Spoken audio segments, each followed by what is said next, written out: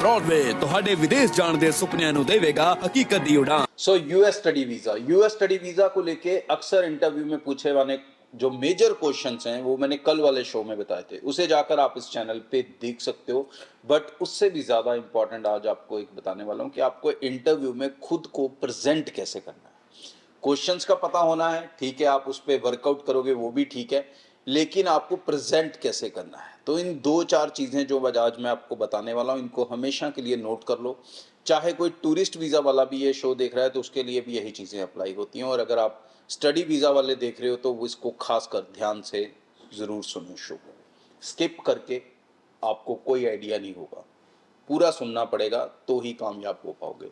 Rest आपकी choice है, अंगूठा आपका है, जैसे मर्जी चलाओ। अब सबसे इंपॉर्टेंट चीज कि जब आप यूएस इंटरव्यूज में जाते हो, सबसे पहली चीज आपको जो इंपॉर्टेंस रखनी है वो है आपका ड्रेसिंग सेंस।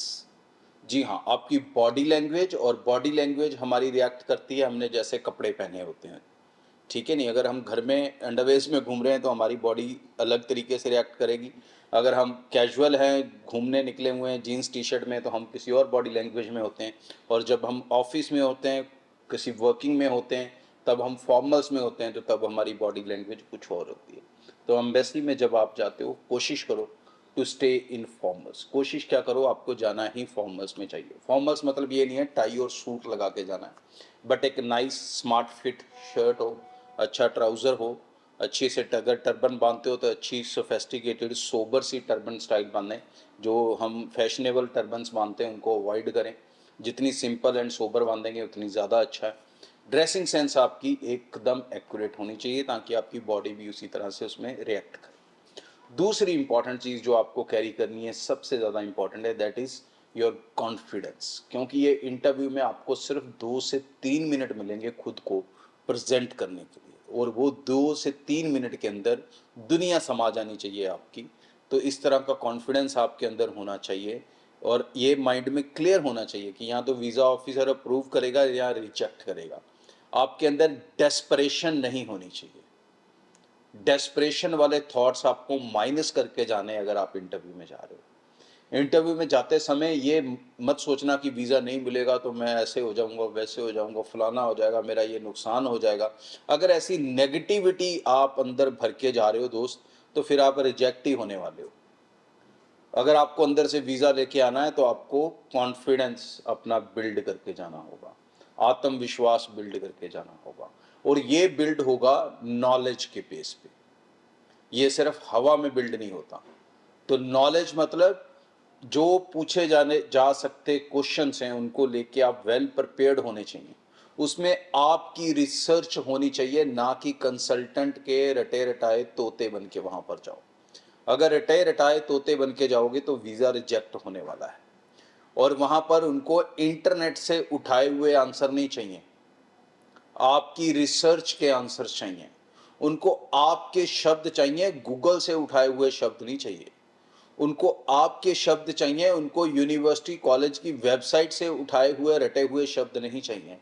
तो ये चीज़ सबसे पहले नोट कर लो कि आपके पास वर्ड कलेक्शन कौन सी है। अगर आप यूनिवर्सिटी की वेबसाइट से 4 लाइनें याद करके जा रहे हो तो आप वीज़ा रिजेक्ट कराओगे। अगर आप गूगल से 10 लाइनें याद करके जा रहे हो तो आप वीज़ा रिजेक्ट कराओगे।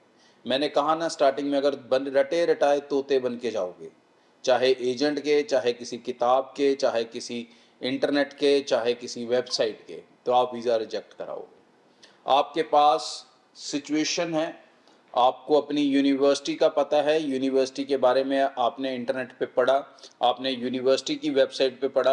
अब जब आप यूनिवर्सिटी के बारे में उनको बताओ तो वो शब्द आपके होने चाहिए, सेंटेंस फॉर्मेशन आपकी होनी चाहिए, ना कि इंटरनेट से उठाए हुए 4 शब्द आप बोलो। अगर ये आप इस तरह से इंटरव्यू दोगे तो रिजेक्ट होने वाला है। तो उनको वो वाले वर्ड्स नहीं चाहिए, उनको आपकी स्टोरी चाहिए, आपकी फीलिंग्स चाहिए, आपकी अंडरस्टैंडिंग्स चाहिए, और आपकी मेच्योरिटी देखनी है उनको, ठीक है नहीं। और फोर्थ इंपॉर्टेंट चीज़ है कि जब आप इंटरव्यूज के आंसर करो तो वो आंसर्स कैसे होने चाहिए। अब क्या होता है, जनरली ज़्यादातर बच्चे जो मिस्टेक्स करते हैं, यूनिवर्सिटी एम्बेसी जो है वो आपसे 10 सवाल नहीं पूछती, पूरी इंटरव्यू में मात्र आपसे 3 से 4 सवाल ही 90% केसेस में पूछे जाते हैं और कई केसेस में बच्चा आके कहता है जी मेरे से एक ही सवाल पूछा, दूसरे पे वीज़ा ऑफिसर जाता ही नहीं है। अब ऐसा क्या है, ये चीज़ को आप ध्यान से समझें। अब यहाँ पर जो मैंने आपको पहले चीज़ें बताई हैं उन सब का कंक्लूजन अब यहाँ पर यूज़ होगा। वीज़ा ऑफिसर जब आपसे पूछता है for example why you going to this university, तो आप अगर ये लाइनें इंटरनेट से उठा के बोल रहे हो, वेबसाइट से उठा के बोल रहे हो, तो मुझे लगता नहीं है वो आपसे दूसरा क्वेश्चन पूछेगा भी और वो रिजेक्ट करके आपको वापस भेज देगा। अगर आप चाहते हो कि वो आपसे आगे बात करे तो इम्पॉर्टेंट है कि आप अपने शब्दों में बताओ कि आप उस यूनिवर्सिटी में क्यों पढ़ने जा रहे हो, आपने ऐसा क्या प्लान कर रखा है अपने फ्यूचर के लिए, ऐसा क्या खास देखा आपने उस यूनिवर्सिटी या उस कोर्स स्ट्रक्चर के अंदर जिसने आपको मोटिवेट किया कि आपको ये स्टडी करके ये फ्यूचर जो आप सोचते हो अपनी लाइफ का वो अचीव कर सकते हो। तो एक स्टोरी होनी चाहिए, हर आंसर के बीच में एक स्टोरी होनी चाहिए। इसी तरह से अगर आपसे वो पूछ लें कि who is sponsoring your education, अब इसमें भी आप एक लाइन में ख़त्म कर सकते हो, my parents sponsoring my education. अब ये चीज़ आपको फिर दोबारा रिजेक्शन देगी। You need to have a story line या अगेन, ठीक है नहीं, कि मेरे पेरेंट्स मेरी एजुकेशन को स्पॉन्सर कर रहे हैं क्योंकि अभी मैं अर्निंग वाले हैंड में नहीं हूँ। मेरी ये एजुकेशन मेरा फ्यूचर जो इस्टेब्लिश करेगी वो इस समय मेरी फैमिली के लिए ज़्यादा इम्पॉर्टेंट है। तो पैसा जो मेरी एजुकेशन के लिए चाहिए वो मेरे पेरेंट्स के लिए कोई प्रॉब्लम नहीं। उन्होंने ऑलरेडी इतना पैसा मेरे अकाउंट में या अपने अकाउंट में रिजर्व कर दिया है मेरी पहले साल की एजुकेशन के लिए, और आगे जाकर भी जैसे जैसे मुझे पैसा चाहिए होगा, चाहे एजुकेशन के लिए या वहाँ पर अपनी लिविंग कॉस्ट के लिए, तो मेरी फैमिली के पास सफिशेंट सोर्स हैं कि वो मुझे पैसा दे सकती है। They having a very good earning hand. अब उसके बारे में अगर वो पूछे तो बता दें, अगर आप बताना भी चाहते हैं, अगर ऑलरेडी गुड अर्निंग हैंड है तो बताएं कि उनकी ऐसे ऐसे करके ये इनकम है, तो वो मेरी इसके अलावा भी उनकी एडिशनल सेविंग्स हैं तो वो मुझे सफिशेंटली फंड कर सकते हैं। ये जो वीज़ा है आपके कॉन्फिडेंस पे मिलेगा, ये चीज़ नोट कर लो। यूएस वीज़ा कागज़ों पे नहीं मिलता।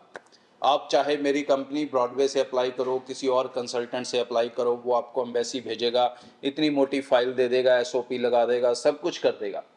कोई नहीं पढ़ने वाला है उस फाइल को, कोई भी नहीं पढ़ेगा। कोई वीज़ा ऑफिसर आपकी फाइल नहीं देखने वाला, वो आपसे बात करेगा। उसके जो फाइल है आपकी उसको आपके दिमाग में दिखनी चाहिए। तो अगर ये चीज़ आप कर सकते हो तो आप 100% यूएस वीज़ा हासिल कर सकते हो। Thank you. ब्रॉडवे ਤੁਹਾਡੇ ਵਿਦੇਸ਼ ਜਾਣ ਦੇ ਸੁਪਨਿਆਂ ਨੂੰ ਦੇਵੇਗਾ ਹਕੀਕਤ ਦੀ ਉਡਾਨ।